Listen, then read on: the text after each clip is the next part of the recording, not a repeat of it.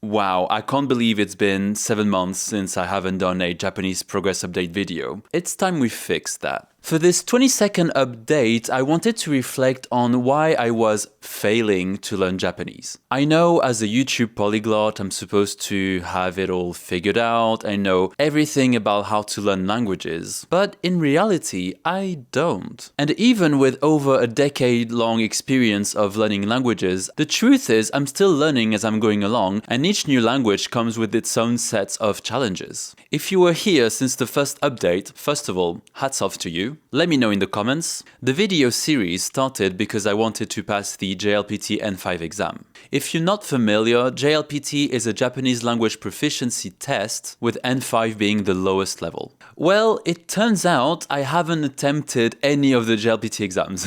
But it's not such bad news because I'm pretty confident I'm at least N5 level as of now. Why haven't I tried to sit the N5 exam, you might ask? Let's just pretend you did. Well, there's a few reasons for that. The first one is cost. Here in Paris, the N5 exam costs 90 euros. While it's not as expensive as other language proficiency exams, it's still a pretty high cost, especially considering I would be doing it for fun and not for work or anything like that. The second reason was a tweet from Matt vs Japan, which I will put on the screen right here, and you can pause if you want to read it, who was responding to a tweet where I was expressing something like wanting to pass the N4 exam or something. The third reason, and that's going to be the bulk of this video, is that I wasn't really ready for the exam. As simple as that. But I'm going to outline the reasons as to why. I'm going to look at my notes so I don't forget anything, but the first reason is I haven't been exactly consistent with my learning. There's been many times where I was consistent for weeks or months at a time. I would take Japanese lessons, practice vocabulary and kanji every day with Anki, but unfortunately there were also quite a few times where my Japanese studies were pretty much put on the back burner. Like, when I think about it, a lot of things have happened in my life ever since I started this series. I moved from Brighton to Paris, where I'm from. I started and ended a relationship. I also started a new job, but this one hasn't ended yet. Fingers crossed. But you get it. Basically, I wasn't always in the mind space for learning Japanese. The second reason is I wasn't learning Japanese strategically. What I mean is that I didn't really have a structured approach to learning Japanese. I just went wherever the wind would take me, basically.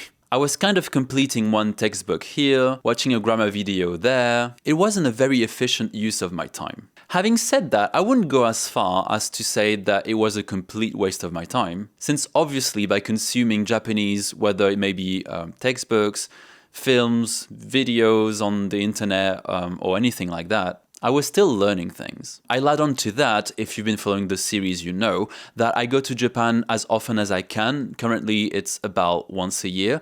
And of course, whenever I go there, that gives me lots of opportunities for me to practice the language and, again, learn new things. And speaking of, I'm going to be back in Japan in about 3 months, so if you want to follow my adventures, you can head to my Instagram account, which will be in the description box below. But anyway, all in all, I knew there was a better way for me to approach how I was learning Japanese, especially if I wanted to progress more quickly. Just a disclaimer, when I say progress quickly, I'm not implying that you're supposed to learn a language quickly. I don't actually care how quickly I learn Japanese. I'm not trying to be the new I learned Japanese to fluency in 1 year YouTuber. I really don't care about that. But I know deep down that there's a fine line between taking your time and being inefficient with it. So yeah, just wanted to clarify that. Number 4, and that's the last reason, I simply haven't always prioritized it. I'm a big believer that time is not something you have, but something you create. And that it's also limited. There's only 24 hours in a day, and no matter what you do, this time will pass. So, in my opinion, you either make time for it or you don't.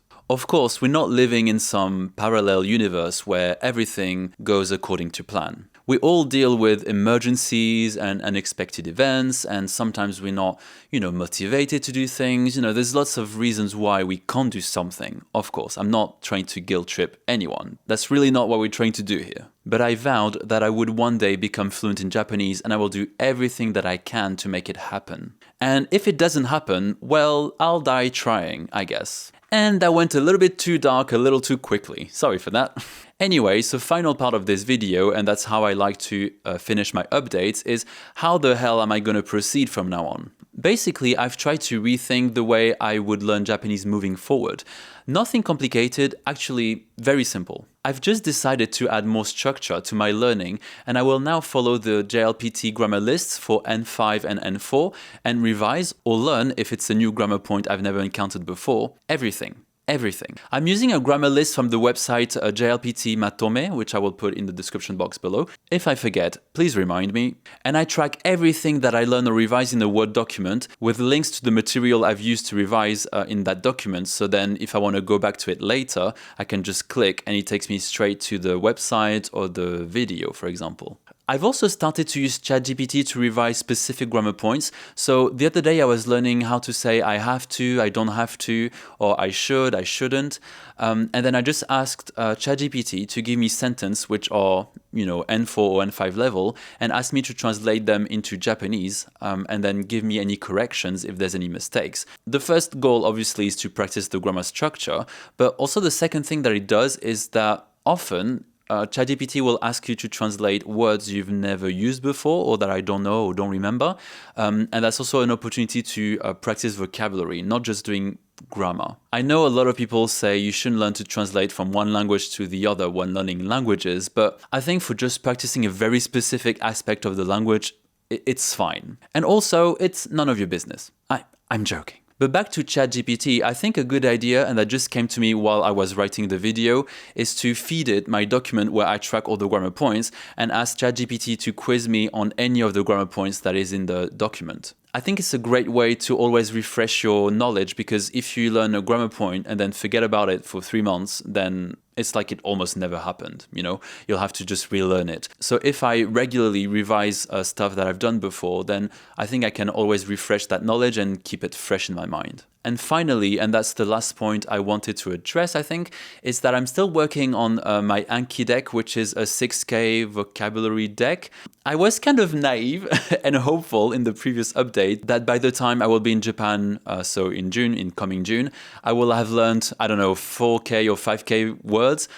Right now, I've done about 1,100 words. So clearly, I was aiming high. But you know what? I don't care. Going through this deck so far has allowed me to revise words and learn new ones, on top of helping me with my kanji reading abilities, because all the words are in kanji and I need to recognize I have the word on the screen in kanji and I need to say it out loud and be able to translate it. So it's no wonder this deck is taking me a long time to go through. Also, bear in mind that if you do 10 new words a day, first of all, it's a lot of information to retain, but also your reviews will go up like crazy. And I'm not about, doing 200 reviews every day. Ain't nobody got time for that. Alright, so that was a long one, but I do like doing this sort of free-flowing format because I like to yap, let's be honest. But I hope you do enjoy my yapping, otherwise, why the hell are you still watching this video? What's wrong with you? But also, if you did, let's say leave a blue heart emoji, and this way I will know you're a real one. Alright, take care, bye.